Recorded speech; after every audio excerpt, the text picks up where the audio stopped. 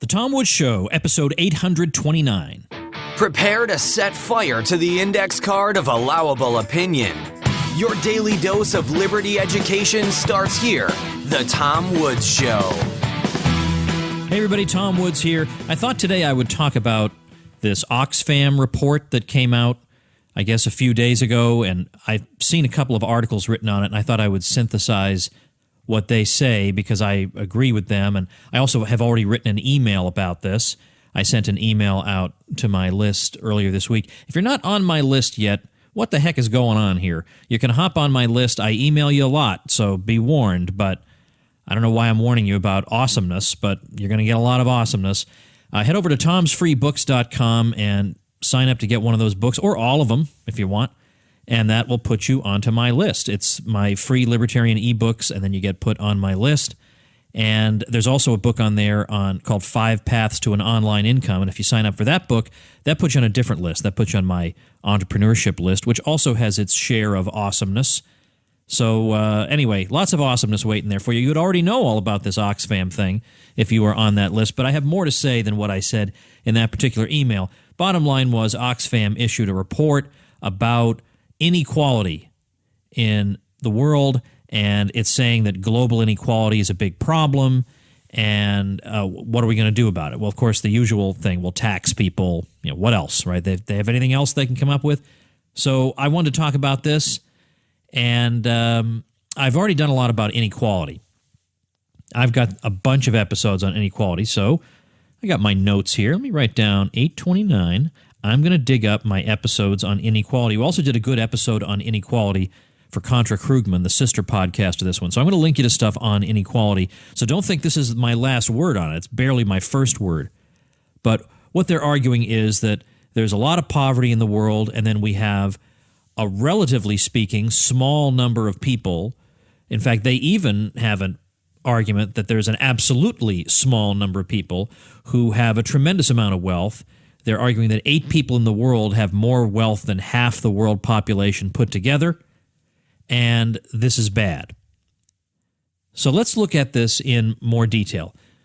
First, there are 2 things I want to look at. First is, if there is inequality, which there is and there always will be, the universally evident Pareto 80-20 rule is evident here. In this case, 80-20 means that 20% of people have 80% of the wealth, and that's just, you know, you can also see this in employment. 20% of your people do 80% of the work, or 20% of your activities are bringing in 80% of your revenue. It's a strange, it's in how universal it is, a strange rule, but it does seem to apply all over the place. So then if you look at the top 20%, well, 20% of those will have 80% of that. And so by the time you get up to the 1%, you're at about where the Pareto 80-20 distribution would lead you to expect. So there's actually nothing exceptionally unusual about that. It's a phenomenon that's evident in all kinds of areas of life. First of all, there are 2 claims being made here. That's what I was getting at before. There are 2 claims being made. There's an implicit claim that if there's a lot of wealth concentrated, that this is somehow the cause of the remaining poverty, that this explains the remaining poverty. Well, did these rich people make those people poor? Were those people really rich, and then a small handful of people came and took everything they had, and now the small handful of people are rich? How did they do that, if so? So that needs to be explained and explored. Is there a causal relationship between the wealth of some and the poverty of another? Now, there's no causal relationship even so much as hinted at in the Oxfam report, but since the Oxfam report is full of moralizing, there is a strong implication that there's some kind of logical connection between some people's wealth and other people's poverty. Second thing would be, are the numbers that Oxfam is using, are they meaningful?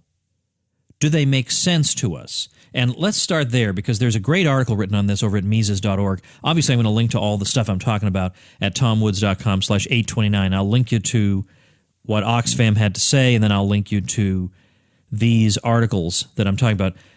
They're written by 2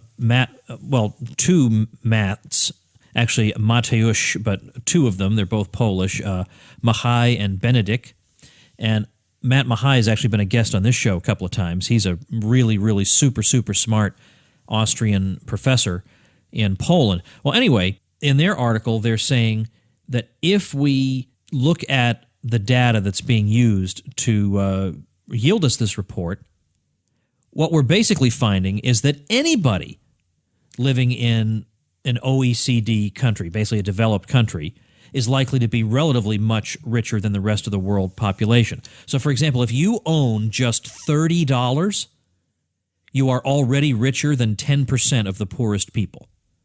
If you own $250, you leave 20% of the world's population behind. If you have $250, you're richer than 20% of the world's population.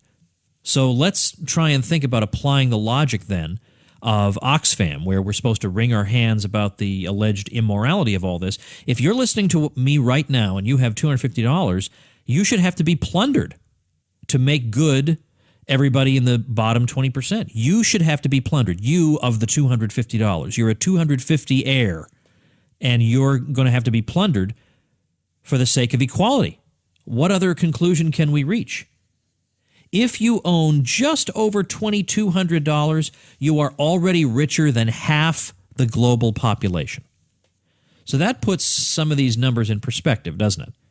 You're already richer than half the people in the world if you have just about $2,200. So do you have a right to be richer than half the world's population? That's a lot of people. That's billions and billions of people. And yet you only have to be a 2,200 heir to be in that position where you're richer than half the global population.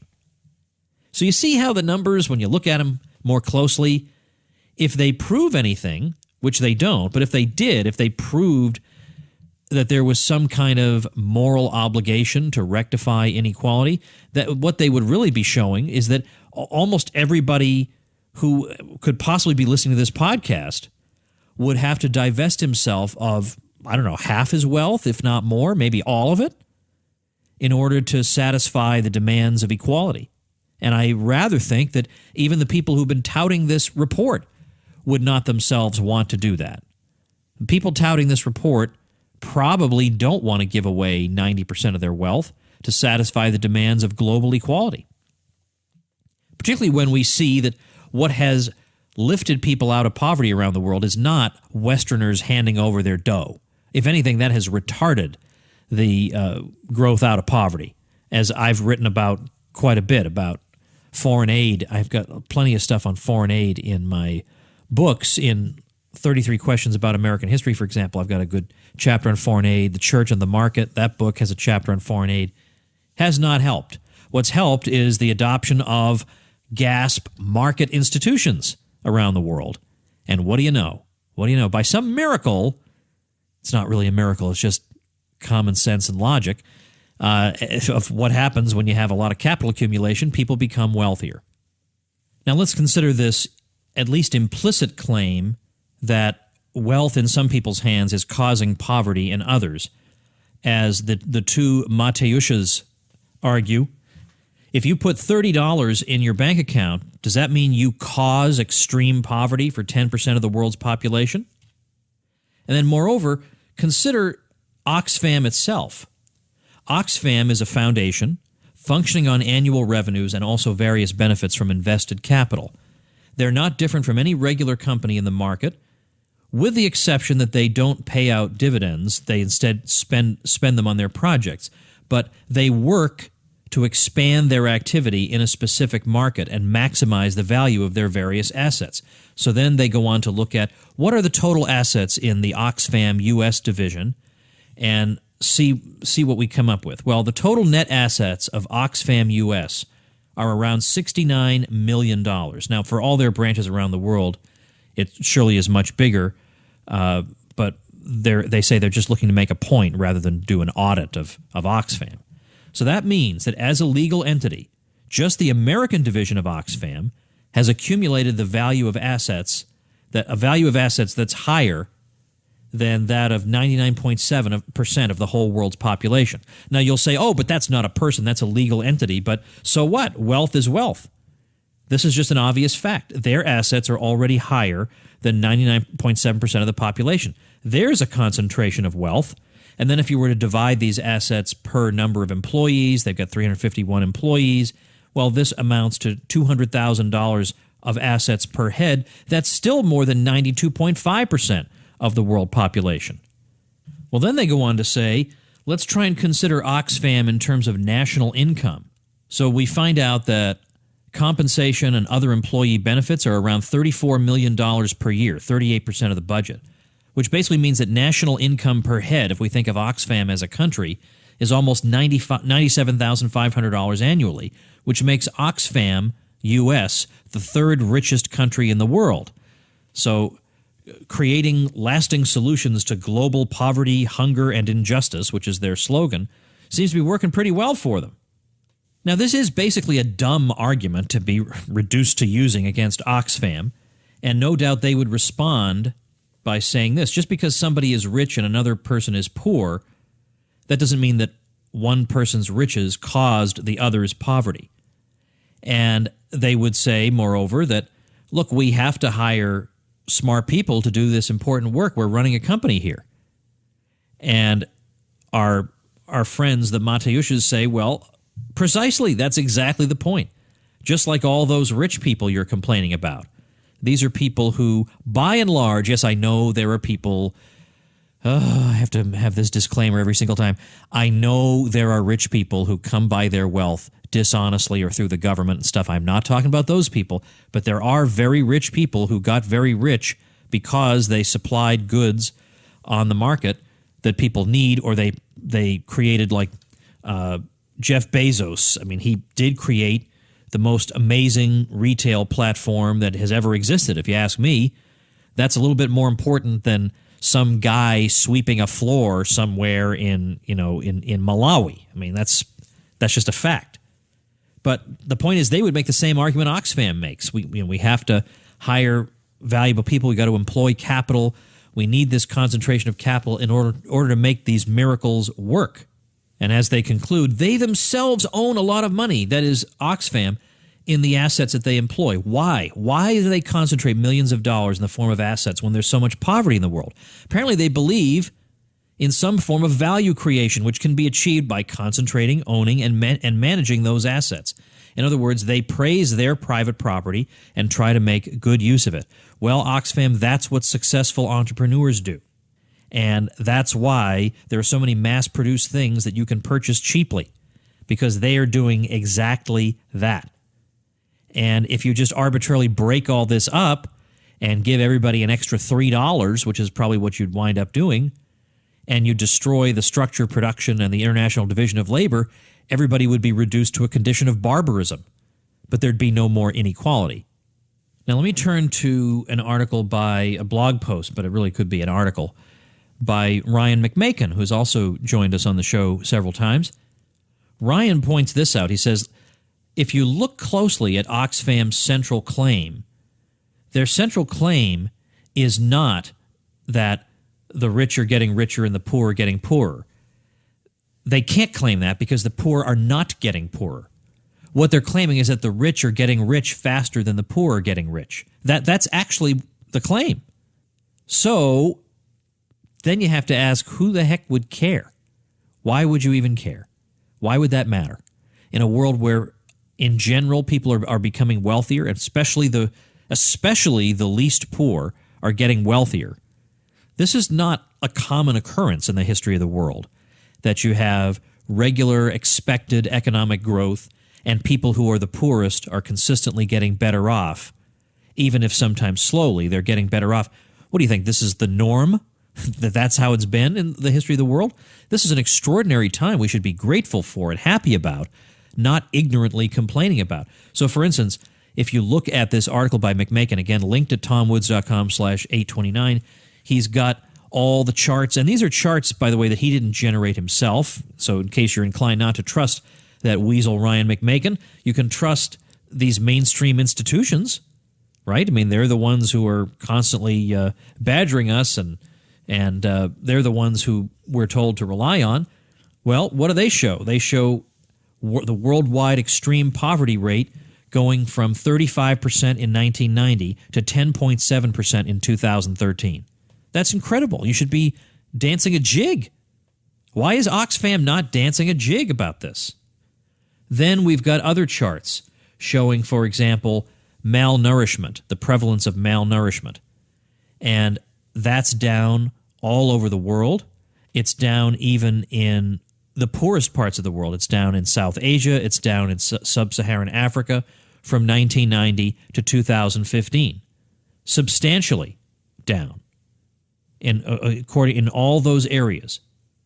Access to improved water and sanitation, all great, all way up over the past 25 years. Mortality rate for children under 5, way down all over the world and in those particularly impoverished areas. Literacy rate, way up. Again, you got to look at these charts yourself.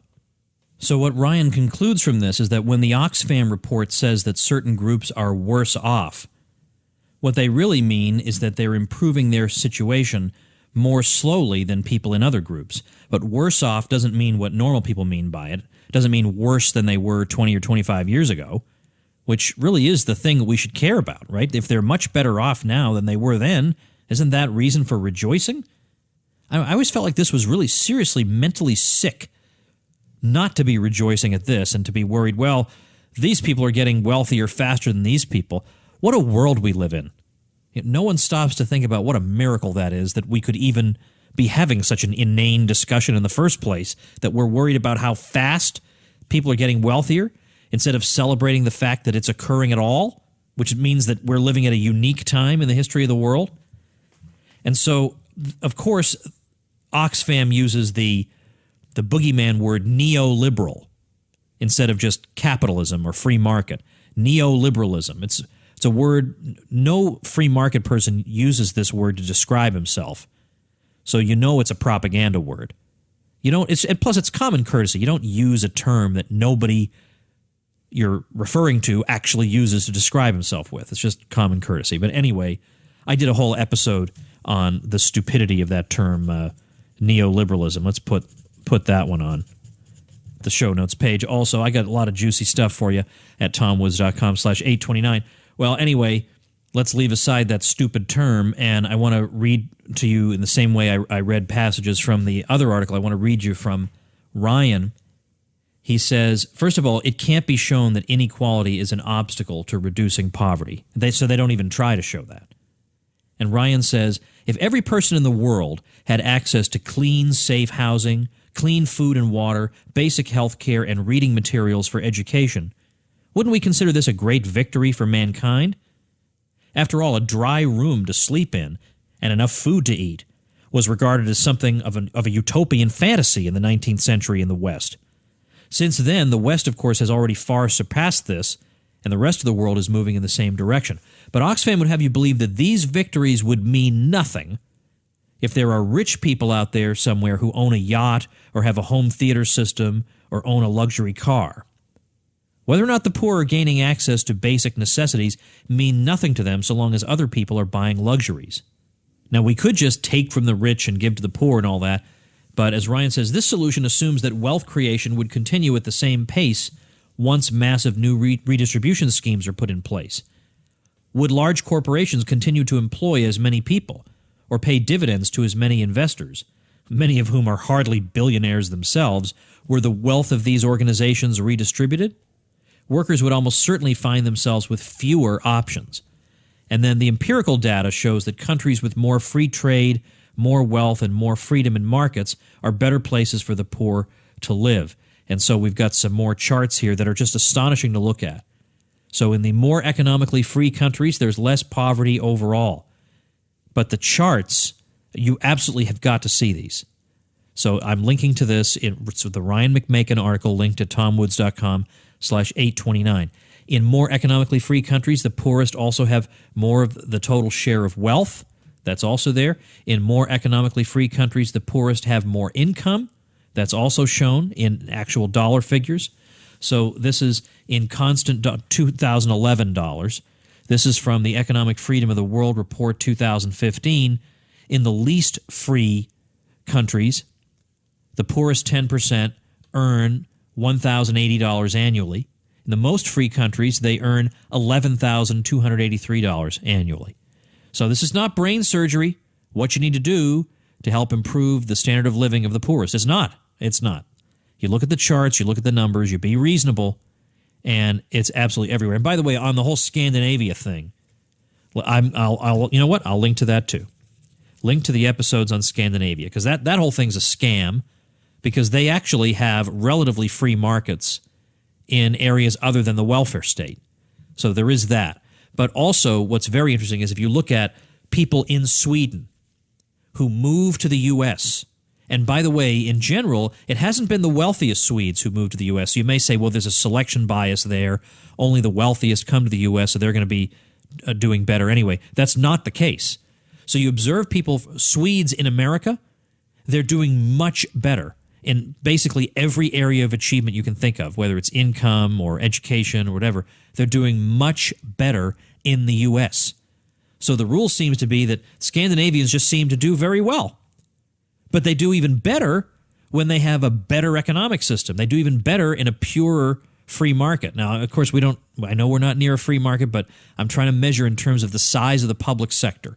I mean, that's not really the predictor of a free market, but that's the thing that people are looking at when they lecture you about Scandinavia. They say, we got this big public sector and it's great. All right, we have a somewhat smaller public sector here, and the Swedes do even better here. So to look over there and say, boy, that must be because of the system, it could be because of the cultural attributes of the people who live in those countries. Because when they live here, they do even better than they do under the institutions created in their own countries. So anyway, I'll link to that stuff, and I'll link to a book on this subject that backs up what I just said. So what a smorgasbord you've got at tomwoods.com/829. It is such a smorgasbord, I almost fear to remind you about tomsfreebooks.com, because you're just not going to know what to do with yourself with all these resources. But anyway, that's my discussion for today. I mentioned that by the end of the week we'd have Jay Richards back. I'm actually pushing him to Monday because I've got something a little bit less evergreen and more time-sensitive that I want to do for tomorrow. Steve Patterson's going to come back, and we're going to talk about the subject of yesterday's email that I sent out. And if you're on my list, you know what that is. You'll know what the episode's going to be. If you're not, then go to Tom's Free Books and get on there and be in the know for next time. All right. Lots of resources at tomwoods.com/829. I hope you'll check those out. And I hope you will also join the elite by becoming a supporting listener of The Tom Woods Show at supportinglisteners.com. Thanks for listening. Become a smarter libertarian in just 30 minutes a day. Visit tomwoods.com to subscribe to the show for free, and we'll see you next time.